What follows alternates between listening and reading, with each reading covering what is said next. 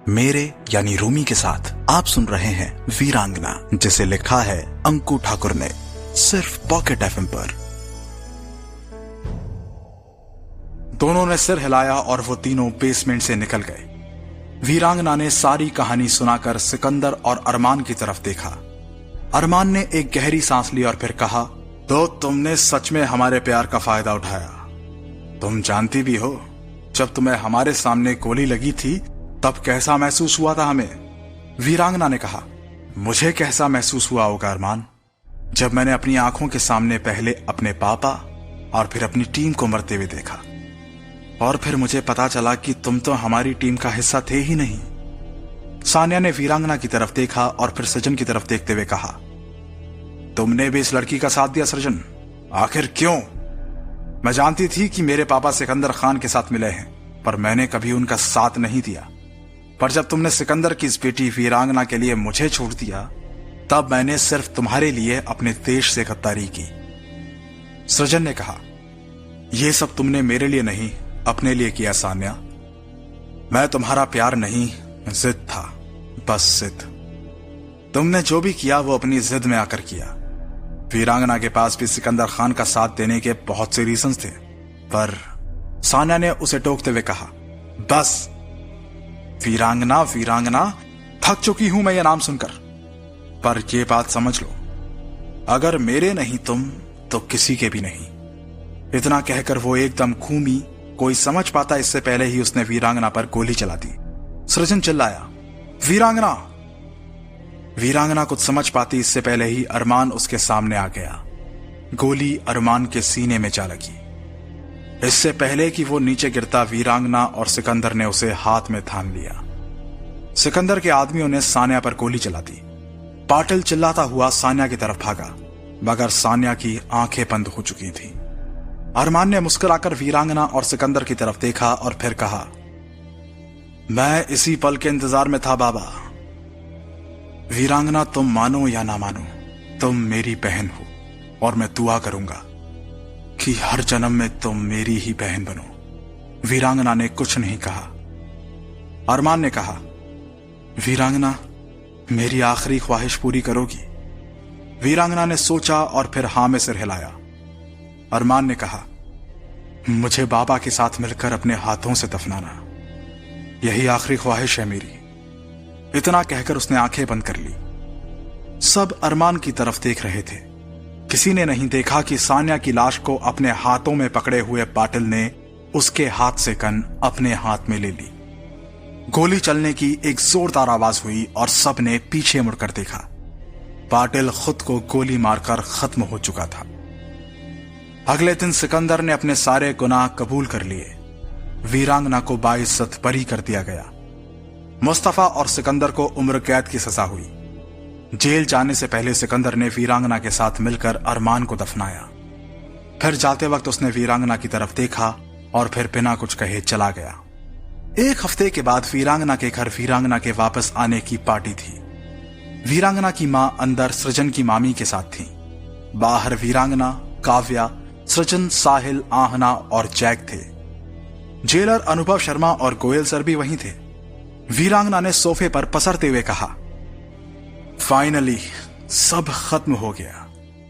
सारी सच्चाई सामने आ गई और सब कुछ सही हो गया। अयान का भी फोन आया था कि वो जैस्मिन को लेकर वापस आ गया है और अब सिर्फ बिजनेस संभालेगा। और बस हैप्पी एंडिंग। साहिल खड़ा हो गया, नहीं, बिल्कुल नहीं, सब सामने नहीं आया है। कुछ ऐसी बातें हैं जो अभी तक पता नहीं है, और जब भी मैं पूछता हूं तुम डांट कर चुप करवा देती हो। वीरांगना ने उसकी तरफ देखा तो वो रोनी सी सूरत बनाकर बोला, मुझे बताओ कि जब 3 साल तक तुम जेल में थी तो तुम्हें कैसे पता था कि अयान मुस्तफा के साथ है? और तुम्हें कैसे पता था कि जैक कहां पर है? तुमने कैसे एयरपोर्ट से सेफ हाउस जाते वक्त सारा अटैक प्लान किया? मुझे सब जानना है। वीरांगना मुस्कुरा दी तो जैक ने कहा, हाँ वीरांगना, ये तो लास्ट पार्ट है, अब तो बता दो सबको। सृजन ने कहा, और नहीं तो क्या, स्टोरी में इतना सस्पेंस भी अच्छा नहीं होता कि सामने वाला सोच कर ही मर जाए कि क्या, कब, क्यों और कैसे हुआ। वीरांगना उठी और साहिल के गले में एक बाजू डालकर कहने लगी, तो मैं सब बताती हूं। अपनी टीम के मरने के बाद मैंने एक नई टीम के साथ काम किया। सब चौंक उठे। आहना ने कहा, टीम? वीरांगना ने कहा, हाँ, और उस टीम में 4 मेंबर्स थे। सृजन ने कहा, एक तो जैग, एक तुम, बाकी दोनों कौन? और टीम कैसे बनाई तुमने? वीरांगना ने इशारा किया और कहा, गोयल सर की मदद से। सबने गोयल सर की तरफ देखा तो गोयल सर ने कहा, मैं पिछले 3 सालों से वीरांगना की मदद कर रहा हूं। 3 साल पहले वीरांगना के जेल जाने के बाद मुझे नाथन की लिखी चिट्ठी मिली थी, जिसमें उसने लिखा था कि एसटीएफ के हायर ऑफिसर पर उसे शक है और वो सब मिलकर वीरांगना को टारगेट कर रहे हैं। मुझे उस चिट्ठी पर तब ज्यादा भरोसा हो गया जब वीरांगना हॉस्पिटल पहुंच गई। उसकी हालत देखकर मैं समझ गया कि गड़बड़ बहुत गहरी है। इसलिए जैसे ही वो ठीक हुई मैंने उसे मसूरी के जेल में भेज दिया, वीरांगना ने कहा। और वहां पर मैं मिली अपनी टीम के तीसरे मेंबर यानी जेलर अनुभव शर्मा से। सबने हैरानी से अनुभव की तरफ देखा तो उसने मुस्कुराकर कहा, मैं जेलर होने के साथ साथ एक एसटीएफ का अंडर कवर एजेंट भी हूं। गोयल सर ने मुझे मसूरी भेजा ताकि मैं वीरांगना को प्रोटेक्ट कर सकूं, ताकि सिकंदर खान उसे बाहर ना निकलवा सके। इसके साथ ही मैं वीरांगना और टीम के बाकी मेंबर्स के बीच मैसेंजर का काम भी करता था। सब के सब हैरान थे। साहिल ने कहा, और चौथा मेंबर? तभी विराज उठ खड़ा हुआ और उसने कहा, लेडीज एंड जेंटलमैन, मैं अपनी इस सफलता का श्रेय गोयल सर और अपनी टीम को देना चाहता हूं, जिससे मैं टीम का चौथा मेंबर बन पाया। सबके सिर पर मानो धमाका हुआ। सृजन ने कहा, साले तू कब बन गया टीम का हिस्सा? विराज हंसते हुए बैठ गया और कहने लगा, तुम लोगों को तो पता भी नहीं है, नाथन सर मेरे चाचू थे। मां पापा के जाने के बाद उन्होंने मुझे हॉस्टल में डाल दिया। जब मैं एसटीएफ में ट्रेनिंग ले रहा था तब वीरांगना को लेकर चाचू मुझसे मिलने आते थे। सिर्फ वीरांगना मेरे बारे में जानती थी, इसीलिए अरमान को भी कुछ पता नहीं था। चाचू की मौत के बाद में वीरांगना को गुनहगार मान बैठा था मैं। पर कुछ दिन बाद मुझे चाचू की प्रॉपर्टी के पेपर्स और एक चिट्ठी मिली। उस टाइम पर मैं गोयल सर की सिक्योरिटी में हेड था। मैं वो चिट्ठी लेकर उनके पास पहुंच गया। आहना ने कहा, वही लेटर ना जिसके बारे में गोयल सर ने बताया था? विराज ने सिर हिलाया और कहा, हाँ। उसके बाद हम वीरांगना से मिलने पहुंचे और उसे वो लेटर दिखाया। तब वीरांगना ने हमें सब बताया, यह भी कि पेन ड्राइव लीक करने का फायदा नहीं है, क्योंकि सिकंदर खान और पाटिल के खिलाफ कुछ भी नहीं है उसमें। हमने वेट करने का डिसीजन लिया।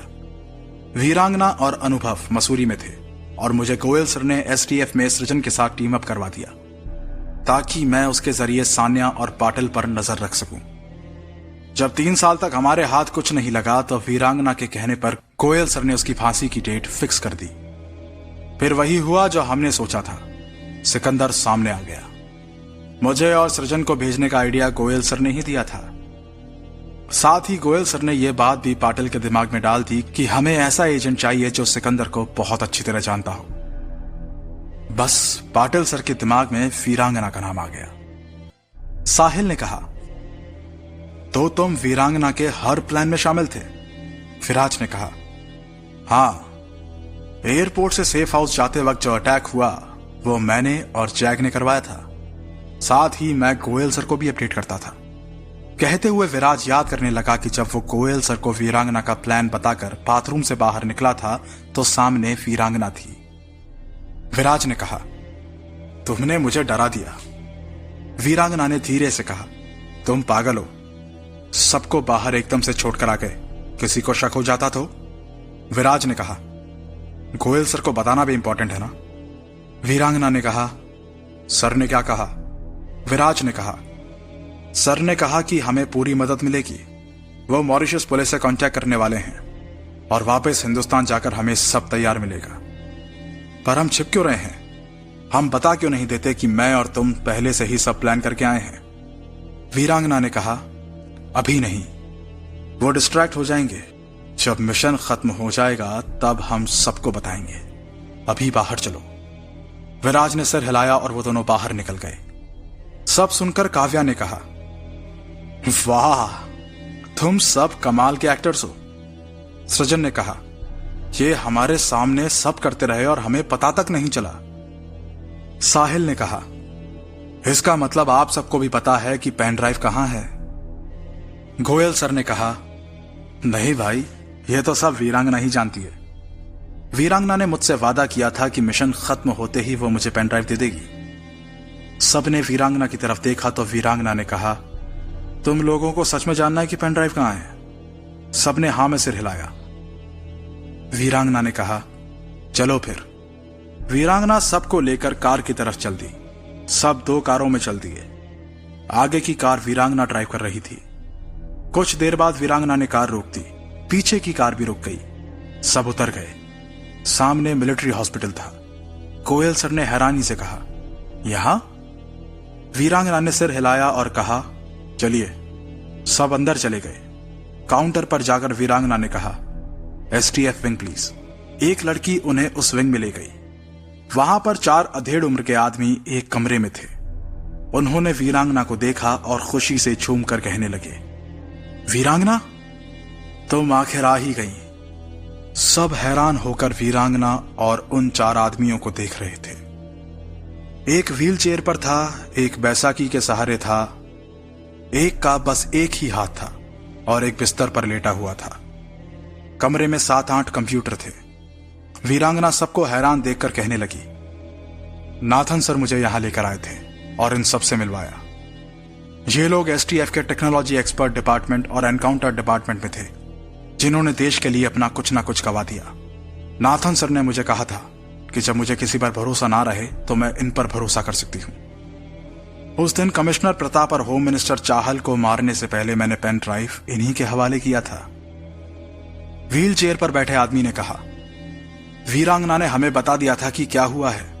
उसने कहा था कि पेन ड्राइव उसके मरने के बाद ही लीक की जाए। हम उसे मरने नहीं दे सकते थे, इसलिए जैसे ही वो हॉस्पिटल में एडमिट हुई, हमने पेन ड्राइव की 1% इंफॉर्मेशन लीक कर दी। साहिल ने कहा, पेन ड्राइव कहां है? बैसाखी वाले आदमी ने मुस्कुराकर अपनी बैसाखी के ऊपर वाले हिस्से को मोड़ा तो वो खुल गया। उसी बैसाखी के अंदर था वो पेन ड्राइव। उसने वो पेन ड्राइव वीरांगना को दे दिया। वीरांगना ने गोयल सर को पेन ड्राइव दिया और कहा, ये लीजिए सर, वादा मैंने पूरा किया। गोयल सर ने पेन ड्राइव ले लिया। तभी विराज वीरांगना के सामने घुटनों के बल बैठकर बोला, और कितनी बार दिल जीतोगी वीरांगना? मतलब अब मैं अपने दिल की बात कहने से रुक नहीं सकता। वीरांगना ने उसे हैरानी से देखा। सृजन ने कहा, विराज, चुप करके उठ जा। विराज ने कहा, तू चुप कर जा सृजन। वीरांगना, जब भी मैं तुम्हें देखता हूं तो मेरे दिल में एक ही बात आती है, तुम इतनी प्यारी हो तो तुम्हारी बड़ी बहन कितनी प्यारी होगी। मुझे सच में काव्या से प्यार हो गया है। पहले तो सब हैरान हो गए और फिर मुस्कुरा दिए। वीरांगना ने मुस्कुराकर काव्या की तरफ देखा तो उसने नजरें झुका ली। विराज ने कहा, अगर तुम हां कहो तो मैं काव्या से शादी करना चाहता हूं। वीरांगना ने कहा, मेरी तो हां है, बाकी तुम दी से पूछ लो। विराज उठ खड़ा हुआ और उसने काव्या की तरफ देखा। काव्या ने मुस्कुराकर नजरें झुका ली। साहिल ने कहा, अरे विराज भाई, भाभी की हां है। विराज एकदम से काव्या का हाथ पकड़कर खड़ा हो गया। सब हंसने लगे। तभी सृजन ने हंसते हुए वीरांगना के गले में बाजू डाल दी।